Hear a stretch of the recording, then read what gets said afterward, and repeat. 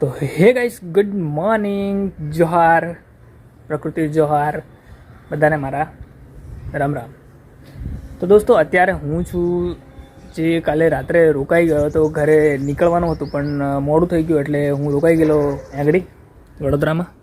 તે દેખી શકો છો, આ દોસ્તનું એક ફ્રેન્ડના મકાન છે, એમનો રૂમ છે મતલબ. તો દોસ્તને ફોન કર્યો તો દોસ્ત ત્યાં ગાર્ડનમાં આવ્યો હતો અને ગાર્ડનમાં લેવા આવ્યો હતો કે તું રોકાઈ જા. તો મેં આજની નાઇટ મતલબ અહીંયા આગળ રોકાયા છું અને હજુ થોડું ઘણું બરોડામાં ફરવાની ઈચ્છા છે અને થોડું ઘણું જોઈએ, કારણ કે બરોડાની અંદર હું બહુ ટાઈમથી મતલબ આવ્યો નથી અને મેં તો બસ આવવાનું થાય તો બસ સ્ટેન્ડથી જતું રહેવાનું થાય છે હરેક ટાઈમ. તો આ વખતે રોકાયો છું તો થોડીક રવિવારની રજા છે તો માણી આજનો દિવસ, કારણ કે બજારમાં શું શું છે, થોડી કંઈક ખરીદી કરવી હોય તો ખરીદી કરીએ અને નહીં કરવી હોય તો પછી યુનિક પ્લેસ હોય નવા તો ત્યાં ફરીએ, વિઝિટ લઈએ. કારણ બહાર નીકળવાનું બહુ ઓછું થાય છે એટલે.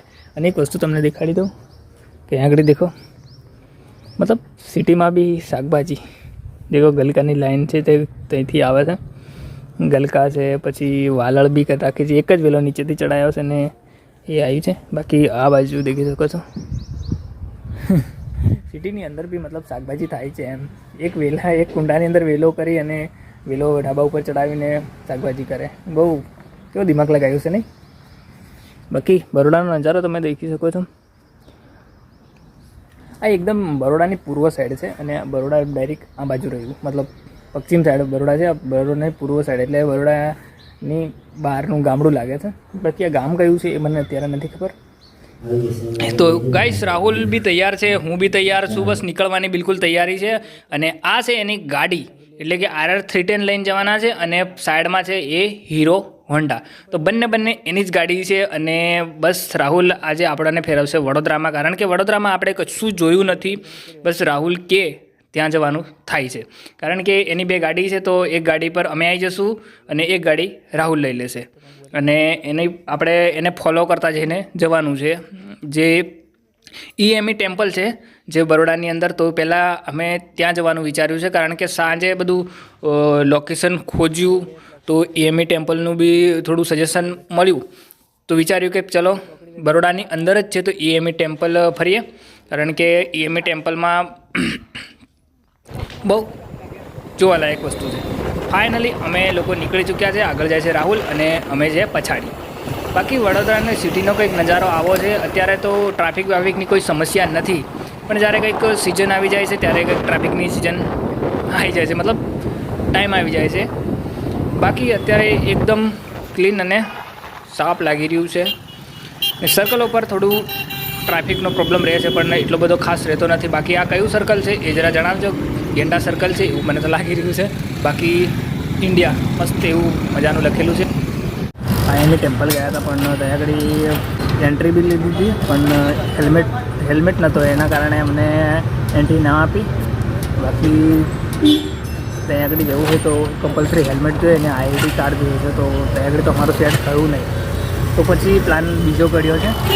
અને આ પ્લાન જે છે અનગઢ જવાનો ગોઠવ્યો છે, કારણ કે ત્યાં જવાના ટેમ્પલમાં મળે તો હવે અનગઢ બી નથી જ જોયું. તો પહેલી વાર જઈ રહ્યા છે તો જઈએ છીએ આપણે ત્યાં અને જોઈએ છે કેવું છે અનગઢ, શું છે, સૂરી માતાનું મંદિર છે, કેવું છે કેવું નહીં જોઈએ.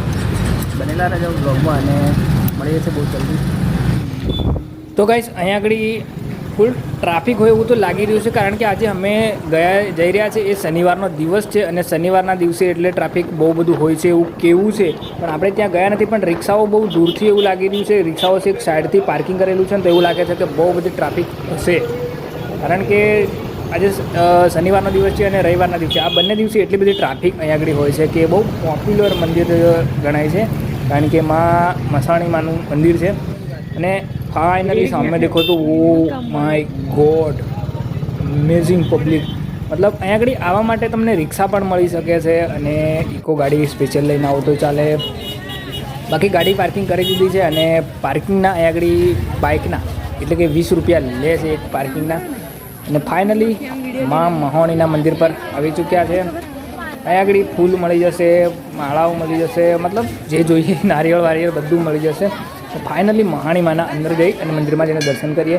બાકી શનિવારના દિવસે આવવાનું વિચારતા હોય તો ના આવે તો બેટર છે, કારણ કે એના અધર ડે આવો તો તમને એટલી બધી ભીડ જોવા ના મળે. પણ શનિ અને રવિના દિવસે બધા બી ફ્રી હોય છે, એટલે બાકી ત્યાં આગળ ફૂલ ભીડ હોય છે. બાકી માં મહાણીના દર્શન કરીએ અને તમે બી આ વિડીયો થ્રુ કરી લેજો. અને જવાનું વિચારતા હોય તો તમે આરામથી જઈ શકો છો, પણ શનિ રવિના દિવસે કદાચ જવાનું ટાળજો, કારણ કે ત્યાં બહુ ભીડ હોય છે. બાકી દર્શન તો કરવું હોય તો જઈ શકાય શનિ રવિ. બાકી માં મહાણીના દર્શન કરી લો. જય મા મહાણી. અને સાઈડમાં છે માતાજીના 2-3 ફોટા લગાડેલા છે, ત્યાં બી દર્શન કર્યા. અને બહારનો નજારો કંઈક આવો છે કે ત્યાં આગળ પેલું ઊંધિયું કચરિયું ને એ બધું શું કહેવાય એ બધું જ મળે છે અહીંયા આગળ. અને આપણને તો ખાવાની મજા આવે. અને ફાઇનલી અહીંયા આગળ ફૂલોથી મસ્ત સજેલું એવું મા મહાણી લખેલું છે, અને ત્યાં અંદર પણ એ છે. તો આજે નીચે જવામાં બી એટલી બધી લાઈન હોય છે અને એટલી બધી ભીડ હોય છે, અને સીડીઓ બહુ નાની છે, તો અરસપરસમાં નીકળવું બહુ મુશ્કેલ થઈ જાય છે. સામે તમે દેખી શકો છો અને ફ્રેન્ડ રાહુલ આવી ગયો છે, કારણ કે પછાડી રહી ગયેલો. અને એક સિંગલ લાઈન ઉપર જાય અને સિંગલ લાઈન નીચે આવે, તો એના કારણે ઉપર અવર જવરમાં બહુ ભીડ થાય છે. નીચે નદીમાં જવું છે. અને ફાઇનલી આપણે લઈ લીધી છે બોટ, કારણ કે બોટ રાઇડિંગ તો કરવું જ પડે, કારણ કે અહીં બોટ રાઇડિંગ અવેલેબલ છે, અને ના કરીએ તો ના મજા આવે. બાકી અમારી આ પબ્લિક ને સામે આવી ગયું છે મા મહાણીનું જે ફૂલોથી સજેલું અને મા મહાણી લખેલું. અને પ્લસ આ જે પાણીની અંદર જે મૂર્તિ મૂકેલી છે કે એ શું છે એ તો ઇતિહાસ ખબર કંઈ નથી, બટ દર્શન કરવા હતા એટલે ફાઇનલી અંદર જઈને બી દર્શન કરીશું. એવું બહુ વિડીયોમાં આપણે જોયું હતું અને રૂબરૂ નહોતા આવ્યા, તો આજે ફાઇનલી રૂબરૂ બી આવીને જોઈ લીધું. તો બહુ અમેઝિંગ જગ્યા છે, ફરવાલાયક છે. કારણ કે તમે વડોદરા રહેતા હોય તો વડોદરાથી લગભગ 2-4 કિલોમીટર જેવી યા તો 5 કિલોમીટર જેવું પડતું હશે. બાકી મસ્ત દેખી શકો છો માં મહાણી. અને સામે એક બોટ જઈ રહી છે, અમારી બોટ જઈ રહી છે. બોટની અંદર બેસો એટલે તમને એક રાઉન્ડ મરાવે, જે આ ફૂલોથી લખેલું છે મા મહાણી ત્યાં, અને પછી થોડું આગળ લઈ જાય અને ફરી એક રાઉન્ડ બીજો મરાવે. તો બસ આવી રીતે બોટ રાઇડિંગ થાય છે. અને સામે પબ્લિક દેખી શકો છો કે પબ્લિક બહુ બધી. હા, યા મારો અવાજ છે ને આજે બેસી ગયો ગેસ જેવો થઈ ગયો. આને કહેવાય ખુદ બેઇજ્જતી કરવી. સો ગાઈસ, અહીંયા આવીને તો મને તો મજા આવી. તમે પણ આવજો, તમને પણ ફૂલ મજા આવશે.